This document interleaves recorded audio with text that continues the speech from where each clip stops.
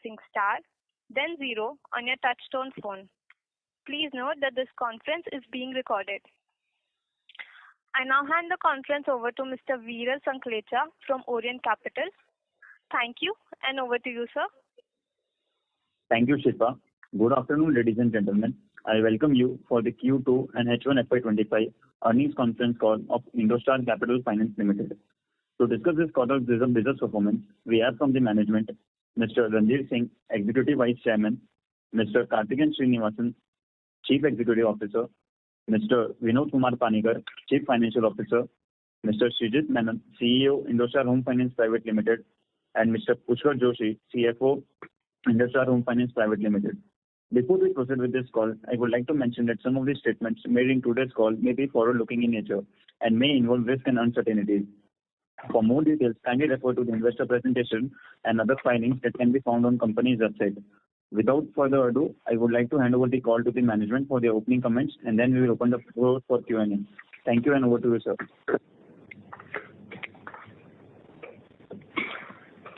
Good afternoon, ladies and gentlemen.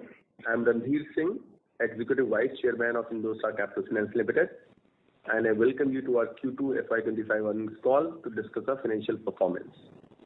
I hope you had the opportunity to review our financial results and investor presentation, which are accessible on our website and via the stock exchanges. Joining me today are Mr. Karthikeyan Srinivasan, our Chief Executive Officer, Mr. Vinod Panigar, our Chief Financial Officer, Mr. Srijit Menon, the Chief Executive Officer of INDOSTAR Home Finance Private Limited, and Mr. Pushkar Joshi, the Chief Financial Officer of INDOSTAR Home Finance Private Limited. At the outset, let me share with you how we have structured this call. First, I'll briefly cover some key strategic highlights that the management team delivered over the last quarter. Then Karthik will provide you an overview of the macroeconomic drivers and key industry trends, setting the broader context for the financial performance of our CV business. Vinod will then provide Q2FY25 earnings update for the standalone parent entity. This will then be followed by Srijit sharing the Q2 FY25 earnings call update for INDOSTAR Home Finance Private Limited. Post this, we will open the call for further questions. Here is an overview of some of the key developments at INDOSTAR for the last quarter. First, sale of INDOSTAR Home Finance to EQ2. We discussed this in our previous call on the 19th September 2024. INDOSTAR Capital Finance announced the sale of its wholly owned subsidiary, INDOSTAR Home Finance Private Limited, to Vidcopine BV, an affiliate of BPEA EQT Mid-Market Growth Partnership, a global private equity investor, for rupees 1,750 crore on a fully diluted basis. The transaction is subject to customary conditions precedent, including receipt of RBI approval, consent from lenders and shareholders. Number two, rating upgrade by CRISIL to stable. On September 9th, 2024, the long-term rating of INDOSTAR Capital Finance Limited's facilities and instruments was upgraded by the rating agency CRISIL to stable from negative, while reaffirming the rating at CRISIL AA- and short-term rating of commercial paper is reaffirmed at A1+. Third, issue of secured redeemable non-convertible debentures. During the last quarter, the company raised 266 crores through its maiden public issue of secured redeemable non-convertible debentures. I will now hand over the call to Karthik. Thank you, Randhir, and good afternoon, everyone. Welcome you all on this call today. I truly appreciate all of you being part of our journey. Let me start by discussing the macroeconomic factors this quarter, which has been quite tough. The IMF had reaffirmed India's growth forecast for 24 at 7% in July. The improved prospects for private consumption, particularly in rural areas, was a key factor in this forecast. The IMF expects a slight moderation of growth to 6.5% next year. The annual retail inflation based on the All India Consumer Price Index rose to 5.49% in September, higher than the 3.65% in August. The key driver was food inflation that rose to 9.24% annually compared to 5.66% in August, which was triggered by the late second phase of the monsoon that affected both vegetable output and supply to local markets. If you notice, even in today's newspaper, there has been a discussion around how onion is getting impacted due to late arrival as well as damage due to the monsoon. While inflation was still within the Reserve Bank's medium-term target of 2.6%, this is the highest level inflation rate since December 23, when it was 5.69%. In view of the stubborn inflation, the RBI has kept the repo rate unchanged at its monetary policy meeting on October 9, 2024. This is the 10th consecutive meeting since February 8, 2023 that the MPC has held the repo rate steady at 6.5%, while it has changed the stance of the monetary policy to neutral from withdrawal of accommodation. The RBI governor in his address pointed to the high growth the NBFC sector has witnessed in the last few years and urged caution when he said, I quote, a growth at any cost approach would be detrimental. Given the tone of the regulator and the tightening of regulatory norms for bank funding to the NBFC sector, this has already impacted the NBFC's access to funds. According to an ICRA report from August 24, the elevated cost of funds, increased competitive pressure from banks, slowing growth and resulting asset quality challenges is expected to result in weakening profitability for the NBFCs, which is expected to decline by 25 to 45 basis points vis-a-vis 24 level.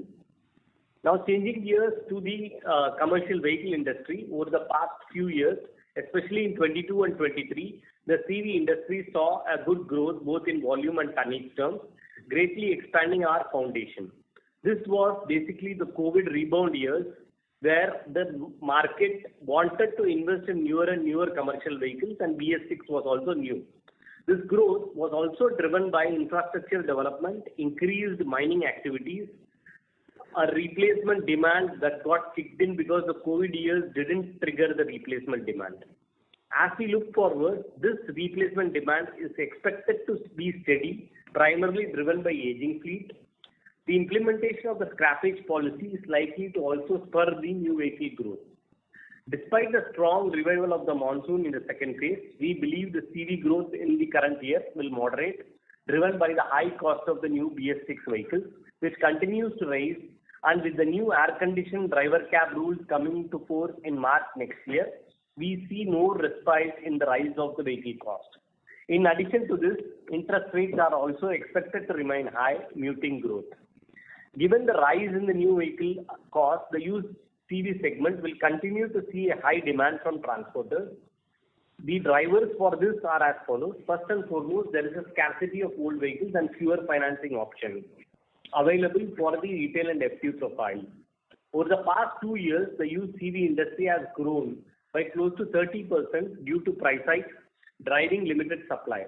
This scarcity originates from the COVID years, sale of new vehicles being muted and driven by the move from BS4 and the industry being impacted by COVID.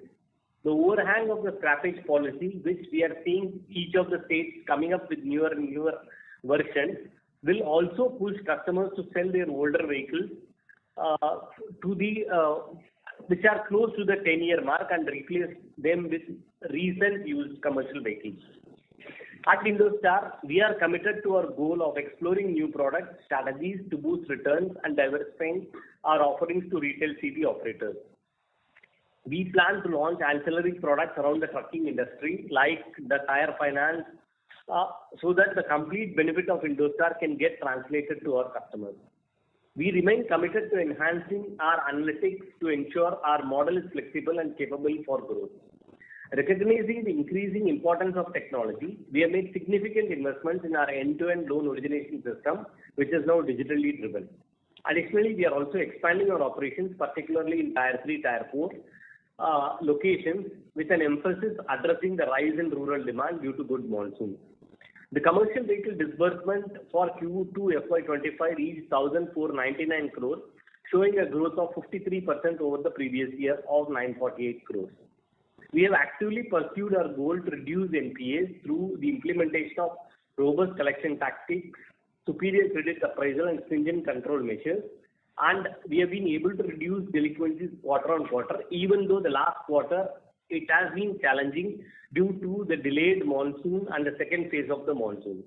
Currently, our GNPA stands at 4.97% for FY25 Q2 for the standalone entity. We have also launched our new small business loan division with a focus on micro loans against property, particularly targeted at Tier 3, Tier 4. This we have launched in the Tamil Nadu market. This strategic shift not only ties closely with the market demand, but also reflects our dedication to expanding our footprint and supporting entrepreneurship in underserved regions. Now I hand over the call to Mr. Vinod Panikkar for our financial performance. Thank you, Karthik, and good afternoon to all of you. I sincerely appreciate your presence on this conference call today, and I appreciate the fact that most of you have been with us over the last several quarters. Please allow me to provide you with an overview of our financial performance for Q2 and H1 of FY25. Before we begin with the financial performance, we just wanted to mention that post announcement of HFC business sale, the consolidated numbers are presented as per Ind AS 105, non-current assets held for sale and discontinued operations. All consolidated numbers that I am mentioning now would be including the housing finance business. During the quarter, our consolidated net income from operations was at about 218.5 crores, showing a 14% increase on a quarter-on-quarter basis, and showed a net interest margin of about 5.6%. Turning to the operating expenses, we recorded 160.5 crores in the quarter, representing a 16% increase over the immediately preceding quarter, which was on account of both increase in workforce and also branch expansion costs. Our overall consolidated profit stood at 31.7 crores as compared with 24.9 crores in the immediately preceding quarter. On a consolidated basis, our asset under management was at about 10,112 crores as compared to 9,565 crores in the immediately preceding quarter, and up by 31% versus 7,726 quarter that was there in the same quarter last year. The disbursement in the current quarter was at about 1,724 crores on a consolidated basis versus about 1,627 crores in the immediately preceding quarter, and against 1,269 crores in the same quarter last year. This can be attributed to the strong focus on the retail segment. Retailization effort continues to yield favorable results, and we are confident in sustaining profitable growth in the coming quarter. At ICF standalone level, our net total income stood at 165.9 crores, an increase of 15% from 143.8 crores in the immediately preceding quarter. Our operating expense was at about 129 crores, up from about 112 crores from which was there in the immediately preceding quarter. As on 30th September, we maintained a cash and cash equivalent of about 791 crores. Additionally, about 512 crores was kept in bank and trusts towards securitization deals as security deposits. This is even after we repaid close to 1,300 crores of our debt in the current quarter. In terms of funding, we have made substantial progress in improving our liquidity position by improving incremental funding, raising incremental funding of about 2,361 crores in the second quarter, including 1,391 crores which came from banks, either in the form of term loans or working capital demand loan or securitization. Our emphasis on in the coming quarters is to continue increase financing from banking channel in the big way. That was one of the points which was possibly worrying most of you when we spoke in the several quarters, past few quarters. Over the last 3 quarters, incrementally funds are being raised at lower levels as the confidence of the banks and the other investors, other lenders on INDOSTAR has improved. Our incremental cost has come down from about 12.7% that was there in Q4FY22 to 10.1% in Q2FY25. During the quarter, we, like Randhir mentioned, we successfully completed our maiden public issue of NCDs, where we had issued at a coupon rate of anything between 10.3% to 10.7%. This trend we are hopeful of continuing as the business stabilizes and is seen by the lenders as such. Our capital adequacy stood at about 25.9% and the debt equity is at about 2.26 times, both of which gives ample idea to anyone who looks at the numbers that there is ample headroom for further growth and for further borrowing, which will lead to further growth. The more we leverage, the more we will be able to improve our ROE going forward. The disbursements in the vehicle finance segment was at about 1,449 crores, like Karthik mentioned, up by about 53% versus the same quarter last year. And for the vehicle finance, the AUM stood at about close to 7,000, at 6,964 crores, up by about 10% against the immediately preceding quarter. We are pleased to report that our yields have also improved significantly, and with our focus on Tier 3 and Tier 4 and also focus on light commercial vehicles and other vehicles, smaller assets which we combine and call it as Focus 4, the yields have gone up from about 18.5% to 18.5% from about 17.5% that was there about a year back. Notably, 99% of our CV disbursements is in the used CV space, which permits us to get better yields. Collections have been impacted by heat wave and heavy rain across the industry, and some of it is in our collections as well. We achieved a total collection of 993 crores during the quarter, as against 905 crores in the immediately preceding quarter. Our CV EMI to EMI collection efficiency was at about 89% and including overdue at about 93%, which is about 200 bps lower than the immediately preceding quarter. We managed to keep the gross stage 3 at 4.97%, while the net stage 3 inched up slightly to about 2.5%. With net revenue from operations improving and OPEX stabilizing, we expect to improve our profitability in the next few quarters. Now I invite my colleague Srijit Menon to provide further insights into the housing finance business, which is another key area of our business till the last quarter. Over to you, Srijit. Thank you, Vinod. Good afternoon, ladies and gentlemen. I'd like to start by taking you through the key highlights that illustrate our accomplishments during the quarter ended September 30th, 2024.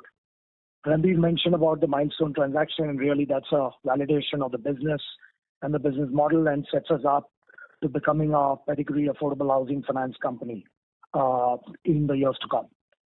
Now moving on to the business parameters. Despite the lean seasonality, we continued the growth momentum from the Q1 to clock INR 261 crores disbursement numbers for Q2FY25. We are delighted to inform that we've made strong progress across most business matrices. During the quarter 2, with a total disbursement of INR 261 crores, our assets under management reached INR 2561 crore, representing a robust growth of 13% on a YTD basis. Our loan book stood at INR 2047 crores.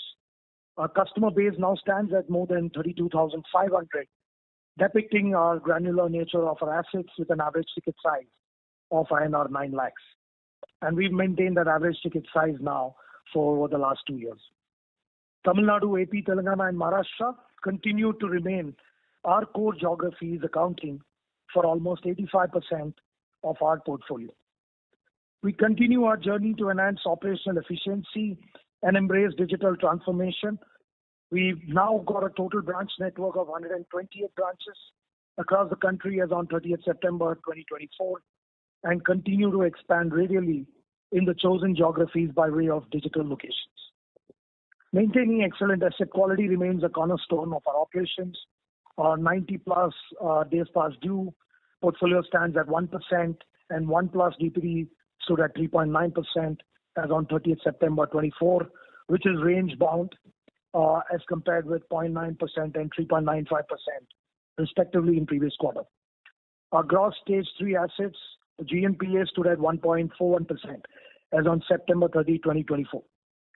We continue to enhance our digital infrastructure to provide seamless experience to our valued customers. As mentioned to you in the last quarter, we've now gone live with our digital connector app to onboard connectors seamlessly starting this quarter.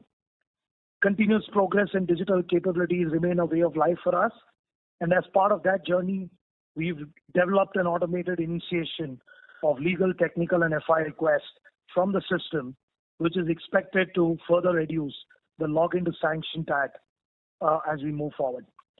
We received our corporate agency license from IRDA on August 19, 2024, which was a key element in the plan for financial year 24-25. With this license, we can now distribute insurance products to our customers, which will add to our top line. On the liability side, we successfully raised INR 495 crores during the quarter, majorly through term loans from banks and PTCs. We're also pleased to report a strong liquidity position with INR 369 crores of cash on the balance sheet. Now moving on to our financial performance. Our total income for the Q2 of FY25 stood at INR 95 crores with net interest income at INR 55 crores. The same figures for H1 FY25 stood at INR 180 crores and rupees 104 crores respectively. Pre-provision operating profits stood at rupees 21 crores for Q2 and rupees 42 crores for H1 FY25. Profit after tax stood at INR 14 crores for the quarter and INR 28 crores for H1 FY25. Our return on asset as a result stood at nearly 3% for H1 FY25. We maintain a strong capital adequacy of 55.7% and a debt to equity ratio of 3.2 times. In conclusion, our commitment to innovation, efficiency, and maintaining a high asset quality continues to drive our success. Looking ahead, we remain focused on executing our strategic initiatives to further enhance our operational excellence, expand our customer base, and explore opportunities for growth. We are extremely optimistic about the future and remain dedicated to delivering sustained value to our investors and our stakeholders. Thank you once again for your continued support and participation. With this, I hand over the call to the moderator for further course.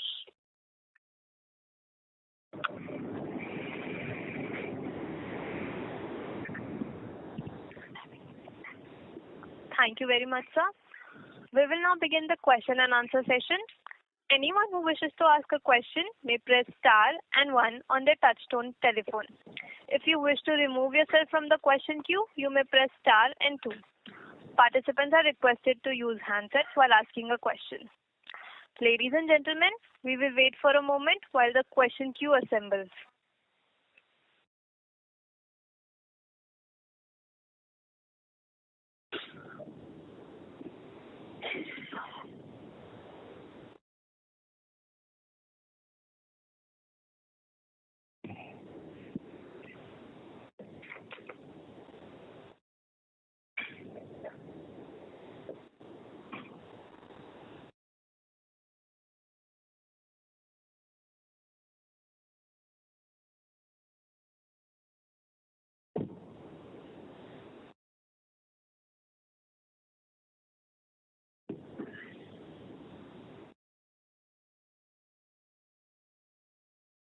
We have the first question from the line of Mr. Vivek Ramakrishnan from DSP Mutual Funds.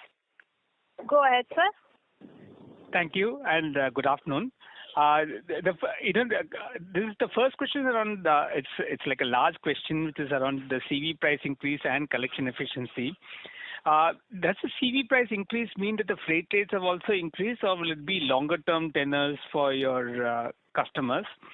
The second thing is, what is the financial health of your target segment? Is that part of the economy doing well? And importantly, in this whole microfinance episode that we are hearing about in the market, we see that fintechs are there with the erstwhile microfinance customers, and that is also impacting credit quality. So, for your operators, do you see over leveraging as a problem? So I'll take it step by step. CV excessive pricing or the increase in pricing needs to get addressed by a longer term tenor. But NBFCs today don't have the wherewithal to give a longer term tenor of 7 years. 7 years will be the ideal scenario. If you look at international markets like a Brazil or China, commercial vehicles new get sold at for 7 years because the vagaries get managed with a lower EMI. But that's not going to happen here because I'll get into an ALM problem. So it will be a short-term product only, 4 years maximum, or 5 years. That's the product which we will be offering because because of the nature of our economy, there will be, and we don't have a comprehensive scrappage policy. We will go through these kind of vagaries in the market. That's why it will be restricted. Second, collections, the extended monsoon has impacted collections. Many of the vehicles were not able to move. That's the major problem which we have been observing from operators. We feel like this month, once the monsoon starts coming down, but for the southern markets, the recovery will be good. Southern markets still last month were still holding on delinquency. There were no problems. Few pockets of Kerala like Wayanad and all have got impacted due to those floods, but that will recover over a period of time. Are my profiles impacted by the microfinance? As of today, we have not seen any major stress coming in there because these profiles typically are negative profiles for microfinance companies also, because typically if he is a transporter, these guys are not treated like a prime customer even in the microfinance profile. So as of today, we have not seen. But once we get an idea as to balance companies start coming out with the results, we'll be able to find out. But we are not seeing anything. The last question around freight rate increase, we have not seen any freight rate increase as of today. The first half of the festive season has been quite muted. Oh, thank you very much. So actually what I meant was, these fintechs have landed up at the doorsteps of a lot of companies, and so, people are getting over leveraged buying consumer durables, and also I was wondering whether your freight operators have that issue. As of now, we are not seeing any observed anything. Okay, excellent. The second question, and this is to Vinod, and congratulations on increasing your bank loans, which you really have worked hard upon. This is regarding the write-offs and provisions that we see. So essentially what you've done is write off the stage 3 loans and reduce the ECL provisions against that. Is that what you have done in this quarter? And if that is so, could you just explain your write-off policy, please? See, Vivek, thanks for being on the call and thanks for the kind words actually. I hope I'm audible. We have done 2-3 things. One is definitely we have got a policy of anything above 730. We take a 730 days outstanding or we are not received a single rupee. We have an option to take a call on that. That's something which is basis our policy. So anything which was there above 730 days outstanding DPD, that's what we have actually written off. That was one thing that we did. And you mentioned about and therefore the ECL provisioning on that, there would not be any reversals because of that, because that would only, my provision that I take is only about 50, it being a to March 22 kind of portfolio, it would be closer to 60%. So the additional balance of 40% would have been provided by me. That is how we have done that. It's that's how we have actually got to the numbers that were given. Okay, thanks a lot. So, I was just looking at the write-offs of 57.4 crores and the ECL provision knockoff of 38.2 crores. So I was wondering how the math worked there. I think that's Yeah.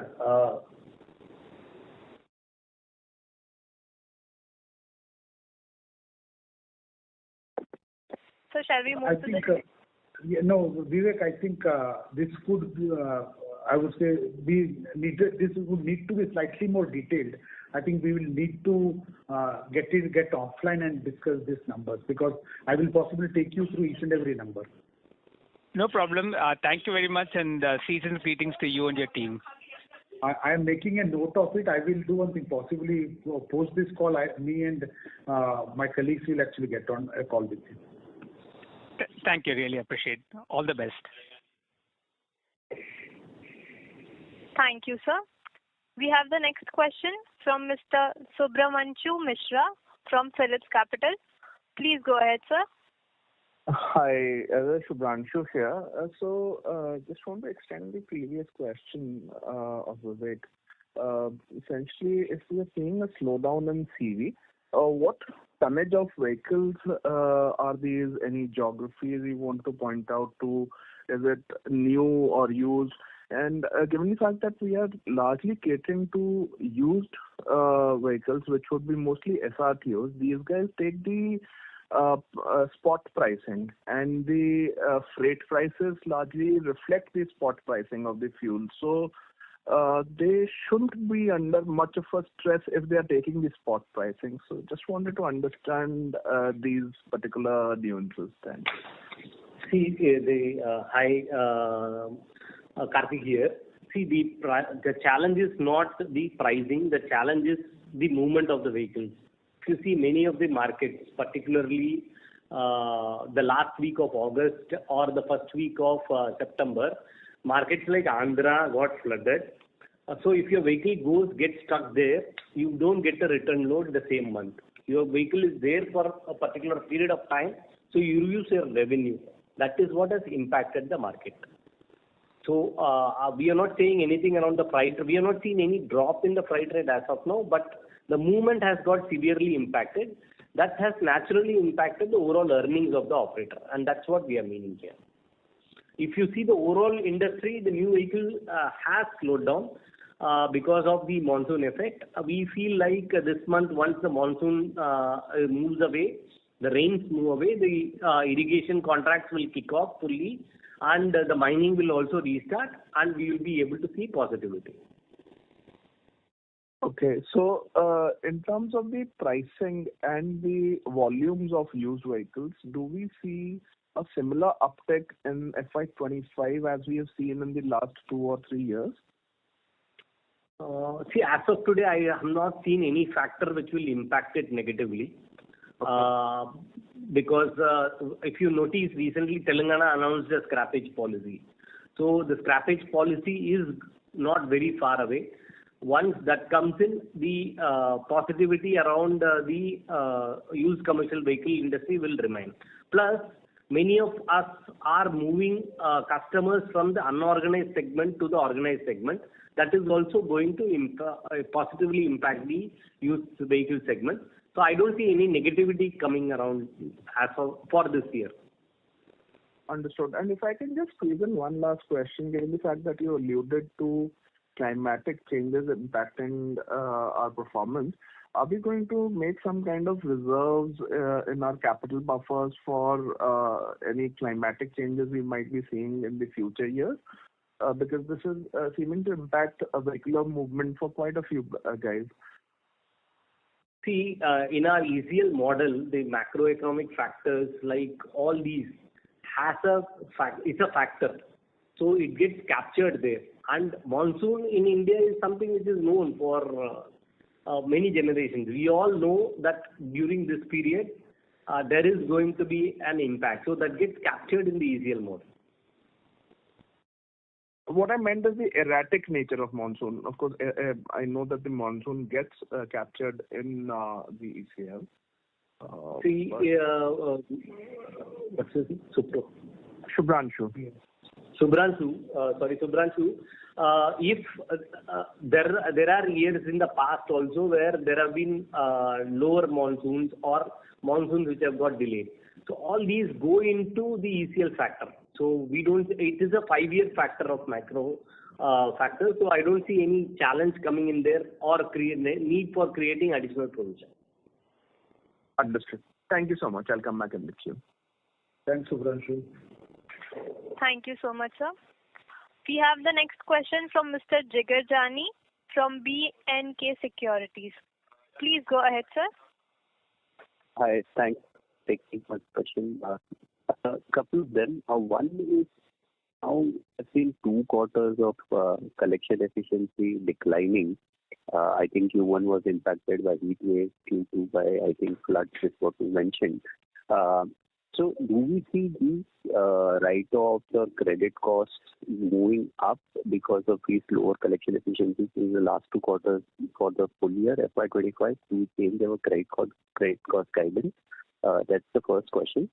And the second is, we have also seen on the standalone entity employee benefit expenses going up sequentially sharply. So any one-offs there, if you could highlight, that would be the second question.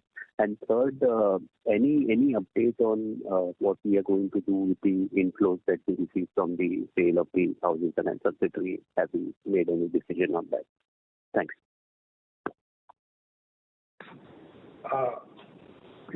I will take your question. Jigar, thanks for being on the call.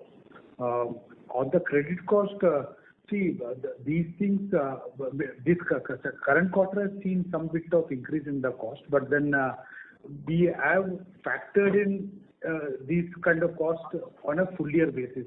So maybe quarter to quarter we will see changes, but we don't expect things to be deteriorating on a full year basis. Q1 has seen some bit of cost, Q2 has seen some cost. There would be substantial, I would say, improvement in the third and the fourth quarter. That's what in fact, I think Karthik in a different context did mention about that things will improve as we go forward.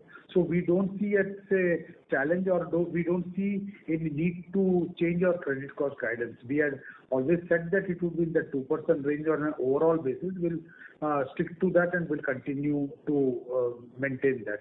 On the employee cost, yes, there are, we have, I think in a different context, I think during my initial commentary itself, I had mentioned about it, saying that we have seen increased costs. It's largely because of the number of employees that are increasing. In fact, even in this quarter, the costs have gone up because of certain senior management hiring and also on account of hiring of the field staff. We have actually increased the total number in the standalone from about 3,500 odd to close to 4,000 odd. And then we had normally in the first or second quarter, we normally have a rewards and recognition kind of event. So that last year it was spread over the year. We had it about 3-4 small ones. This time we had one large one. So that is something which has been fully charged to the P&L in the current quarter. Therefore, the cost is higher as far as the employee cost goes. On the inflow, I will request Ranveer of HFC, Ranveer to actually comment on that.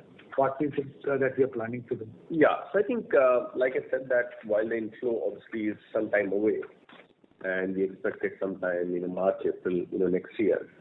But really, our plan is to really use it for the business, right? For our core business. So the money will be used for our core business, which is CV and a small business. So it's really towards our general business that we do, which is really towards disbursement, loan repayment and regular OPEX. So nothing kind of unusual than what we would do, with any kind of liquidity. So for our regular business is what we're going to use it for.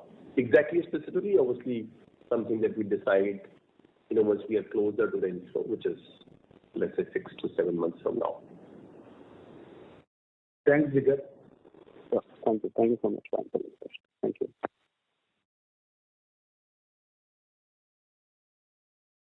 Thank you so much, sir. We have the next question from Mr. Prashant from SBI. Please go ahead, sir. Yeah, thanks for taking my question. Just broadly 3 questions. One, the increasing write-offs and stage 3 numbers, if you could just increase what business is leading to that.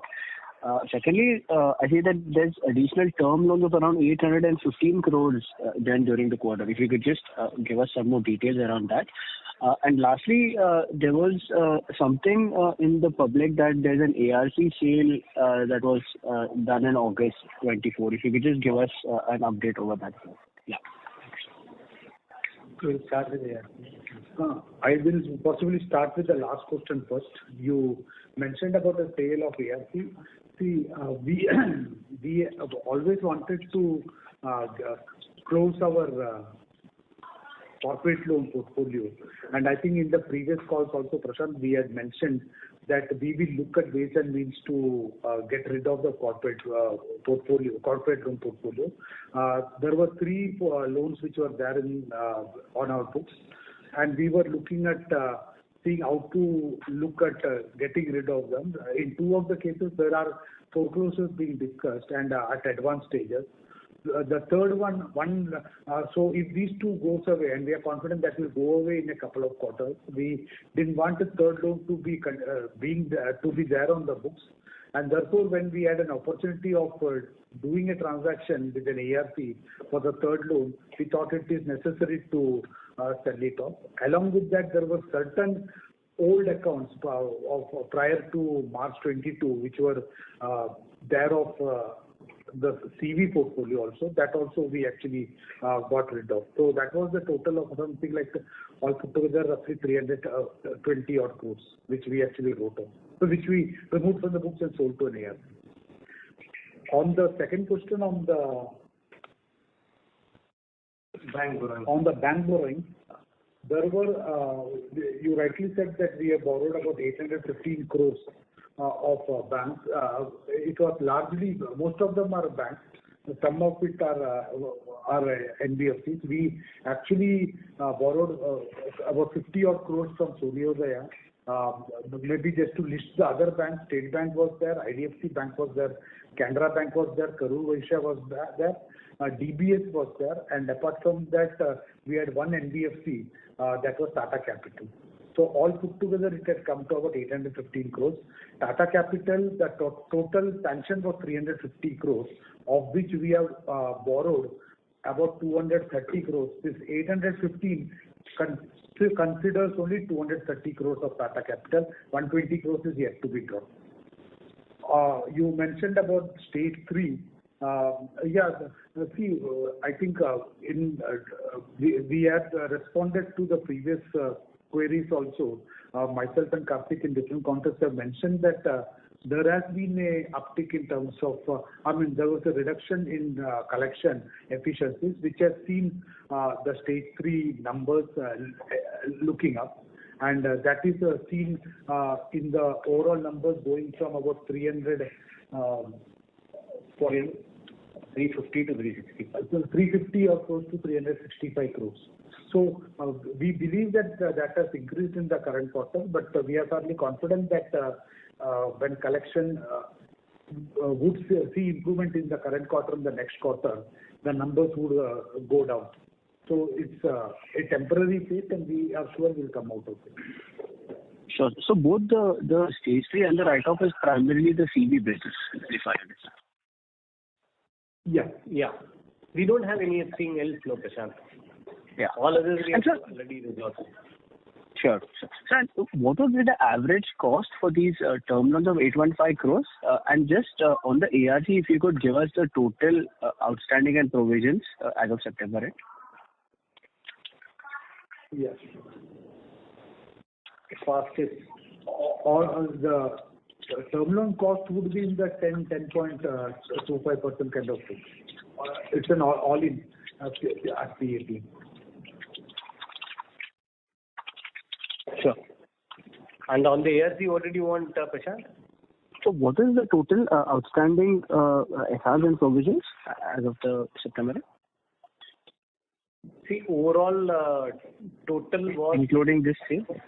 1,386 crores, and on that we are carrying a provision of about 348 crores, which is about 25%. Okay. And there is no P&L hit from this August sale. It's correct. Neutral. Okay. It is neutral. Okay. Thank you so much. Thanks for taking my questions. Thanks. Thank you so much, sir. Thanks. We have next question from Monshri Soni from MK Ventures. Please go ahead. Yeah, hi. This is Sumit here. Thanks, Ranjit, Vinod and Karthik for taking this question. So, few of the questions have already been addressed in the previous queries. My question is largely from a 2-3 years perspective. So we've been cutting down on our corporate book, our SMA book in the last many quarters, and now we've done this housing transaction. And we've also started with the micro lab pilot project, as you mentioned, the 3 this quarter. Broadly, if I have to look at, say, next 2-3 years composition, how would our book look like, and what percentage of the book will be CV finance? That is one. Secondly, we've been giving guidance on the ROA on the ROA front for the next 2 years. How does that, so with this heavy raising of capital, housing deal, and also we've raised funds through warrants.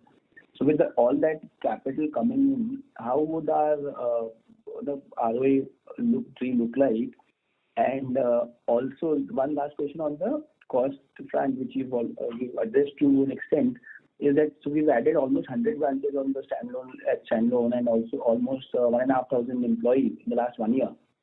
With this addition now, going forward, how would our cost to income look like? So if you can give the guidance on this new structure, that would be very helpful. Thank you. Sumit, I think it's a long list of queries. I think we should possibly get offline on this. I will take you line by line. But having said that, the guidance is that we are looking at growth, and we are looking at improved profitability in the quarters to come. It is shown by several factors. I will look at the broad things now. The yields have started going up, number one. The cost of funds, the incremental borrowing cost has gone down. We have started repaying a lot of the high cost NCDs that we had procured between, let us say, March 23 to February 24. A lot of it has gone down. In fact, I mentioned about 1,300 crores having been repaid in the current quarter, of which roughly 500 odd crores was the high cost NCDs which were there. So that is improving a lot.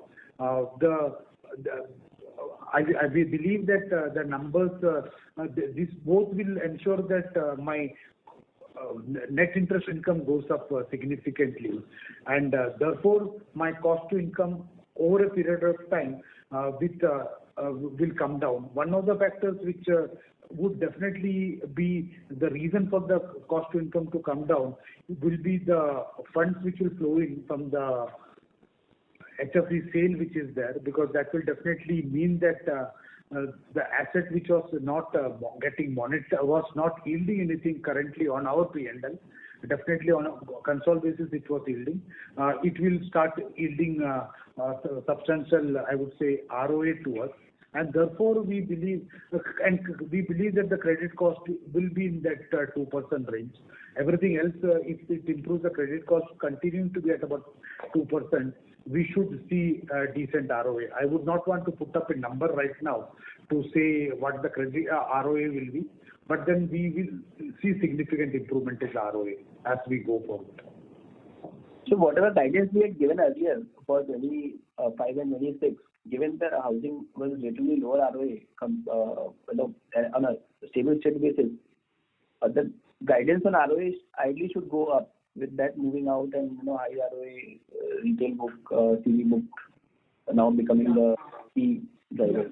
Definitely it should go up, but then I think Ranjit said in a different context that we will possibly try and value it closer to the transaction actually happening and the funds coming in. Sure. Thanks so much. Thanks, Sumit. Participant, if you wish to ask a question, you may press star and 1. The next question is from the line of Mr. Yash Mehta from Art Ventures. Please go ahead, sir. Sir, I just had one question.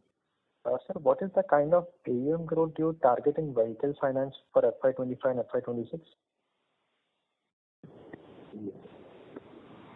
FY25 we will end up at around 9,000 crores overall.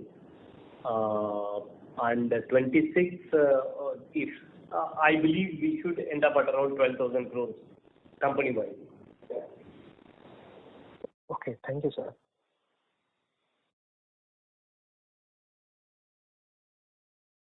Thank you so much, sir. We have the next question from Yajesh Mehta from Angel One Investor Manager. Please go ahead, sir. Hi, sir. Good afternoon. Thanks for the opportunity.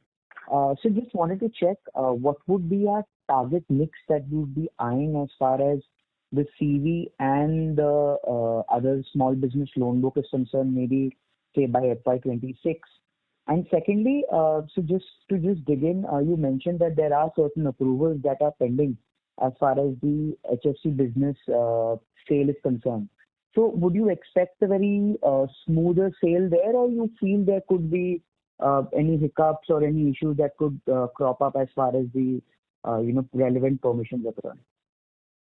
Yeah, hi. We do not expect hiccups given the past kind of they've been few transactions done in the past, and those have sort of sailed smoothly. So there is no reason for us to believe that there should be any challenges. So we do expect smooth sailing. And I think for the next year, at least for the next 1 year, while of course we have launched this micro lab, but the main business would remain CV business, and I would expect micro lab to be less than about 5% in the near in the near term. And I think maybe after 1 year from now, once we obviously have completed our expansion of some of these micro lab branches, I think at that point in time we'll be in a much better position to give you guidance of second and next 3 years. But for now, you should assume that in the near term, it would be less than 5%. Okay, thank you so much. Because we would obviously, the idea here is that we obviously want a controlled growth, and then obviously do it in a way which is where we create a solid foundation, and then grow. So our attempt would be to have the right processes, right talent, right cost structure, and once we have the results and convince, that's when we will sort of accelerate more. So just the last point, I think last time when I had spoken to Karthikeyan sir, he had said that FY26 we would be looking to do close to 13,000 crores of AUM as far as the CV is concerned, and right now it's mentioned that it's close to 12,000 that we're looking at. Anything that has changed post this quarter results that you feel that probably we've revised the guidance? Yes, last time we told about the company-wide 13,000. That's including the housing and everything we said. Now we have revised it to 12,000 because the housing will not be there. Okay. Thank you. Thank you so much, sir. We have the next question from Anil Tulsiram from Contrarian Value Edge. Please go ahead, sir. Yeah, thanks a lot for the opportunity. Am I audible? Yes, sir, you're audible. Yeah, thank you. Sir, my first question is, I think prior to 2022, you did not have much focus on Tier 3 and Tier 4 cities and was mostly into new CV. And even used CV was to the medium fleet operators. Now our focus has shifted primarily to use the CV to the first-time buyers in Tier 3 cities and below. So do we need to close certain branches? And the second related question is, though our yield on the disbursement is 18%, I'm talking about standalone, our yield on the total AUM is much lower. So by which year do you think the yield on the total AUM will be around 17-18%? Yeah, that's the first one. Yeah, regarding, thank you, Anil. Regarding the branch closures, prudent calls have been taken already. Wherever branches which are not viable, we have already exited those branches. So that's not a challenge. Even in Bombay, there are large used vehicle transactions that happen at the price where we want. So we don't see any changes happening there. On the pricing portion of it, I'll request Vinod to take it. Yeah, Anil, on the pricing, the overall yield looks lower because we still have been carrying a bit of corporate loan and SME loan, which are yielding very little. In fact, corporate is in the range of 12-13%. Same is the case in the SME. And the book, overall book even today contains about 15% of the portfolio which has been acquired or generated pre-March 22, when we used to do a large number of new vehicles, and therefore the yield looks slightly lower than the 18% plus. But all the new disbursements that we are doing in CV, in fact, I mentioned about 18.5% being the disbursement yield in the current quarter, and that has been the case. So at least for the last 2-3 quarters, from about 17.8 that we were in the September 2023 quarter. So the overall yields will move towards the 18%, but it could be maybe 2-3 quarters saving. Got it. Sir, and the second question is, under the earlier management, we used to do co-lending partnership with the ICICI Bank for SME and the CD funding. So what is our current strategy for co-lending? So can you elaborate on that? We were doing co-lending only for CV with ICICI Bank. Typically, it was a sourcing and servicing arrangement. We suspended it in May 22.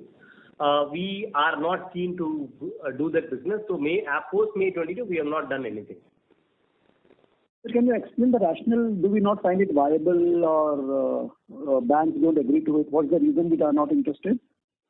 See, two things. One, first and foremost, only the plan B of the co-lending is the easy option. Plus, I want to grow my book. So I don't want to source and service for somebody else. I want that growth inside my own balance sheet. That's the focus. Thirdly, I am only into used vehicles. The market wants new vehicles. I feel like in today's scenario, a retail FTU profile cannot afford a new vehicle. So all these factors together, we have stayed away. Got it. So the next question is on the used car and used tractors. I think we seeded this business sometime in early 2022.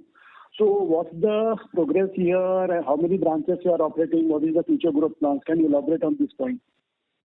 The used car, we have grown pan-India. Month on month, quarter on quarter, our numbers have started growing there. On used tractors, we are focused on select markets. Our focus will remain in those 10 markets only, which are where we don't see any issues around registration, where we see end user viability. Only these markets we are focusing on.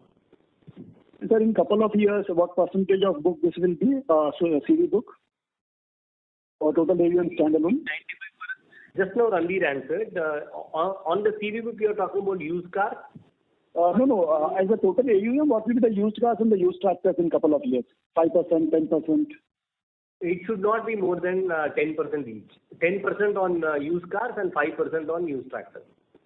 Got it. And sir, I have last couple of questions on the CV finance. I understand 40 to 50% of the sourcing is from the channels. So do we plan to expand any direct sourcing? That is one. And related question is the valuation of CV is in-house and outsourced. And the last one is, since we are moving to tier 3, tier 4 locations, how are we managing the collections? Is it in-house or outsourced? Because I think this is the cities where we have maximum challenge in the collections. Yeah, I'll take it one by one. Valuation is completely outsourced. It is with pan-India agencies. We have tie-up with 3 major agencies who are doing the valuation, like Mahindra First Choice kind of companies who are reputed, who are there pan-India. So there is no in-housing of valuation.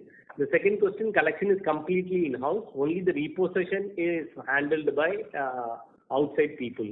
I'm sorry, the first question I forgot. Any plans to expand direct sourcing? I think it's 40 to 50% is through channels.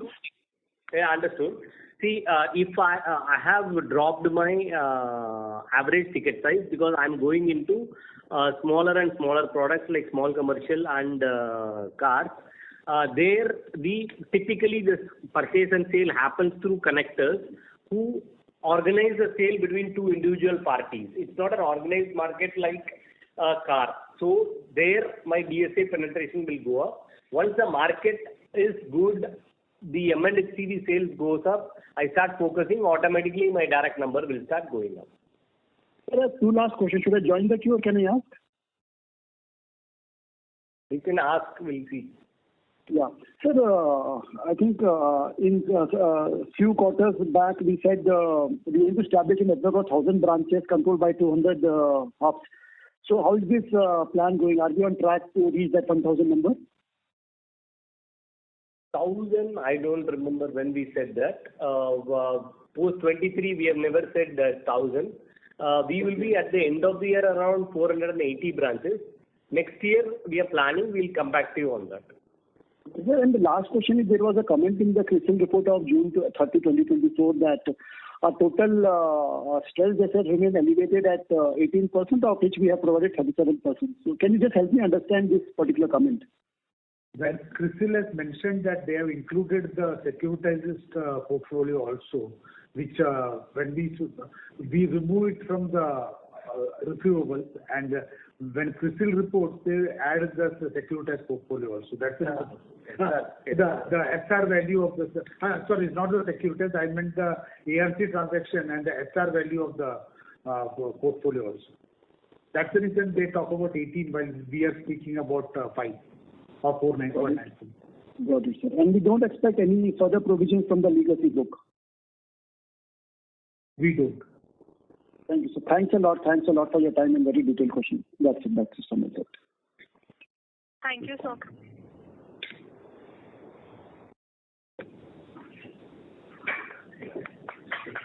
Thank you so much, sir. We have the next question from the line of Mr. Vivek Ramakrishnan from DSP Mutual Funds. Please go ahead, sir. Thanks again. I mean, we've taken a lot of your time. So, in terms of security receipts, is there anything that we can expect in the next 1-2 quarters? Because that's also, consuming your capital. Thanks. We don't see any increase. We are going to see inflows against that, and we are fairly confident that all the security receipts that we have on our books will see monetization. Because that's the only way we can possibly ensure that the ROE goes up significantly, and therefore we are working on that. That's right. So I meant monetization only in the sense, is there anything expected in the next 1-2 quarters? Are you hopeful of that? We are working on it because okay. Unless it actually concludes, we don't want to make a comment on it. Okay. Thank you. Good luck. Thank you. We'll get in touch separately on the first set of it. Thank you so much, sir. Ladies and gentlemen, in the interest of time, that was the last question. I would like to now hand the conference over to Mr. Viral Sanklecha from Orient Capital for closing comments. Please go ahead, sir. Thank you, Shilpa. I would like to thank the management for taking the time out for this conference call today, and also thanks to all the participants. If you have any queries, please feel free to contact us. We are Orient Capital, Investor Relations Advisors to INDOSTAR Capital Finance Limited. Thank you so much. On behalf of INDOSTAR Capital Finance Limited, that concludes this conference. Thank you so much for joining us. You may now disconnect your line.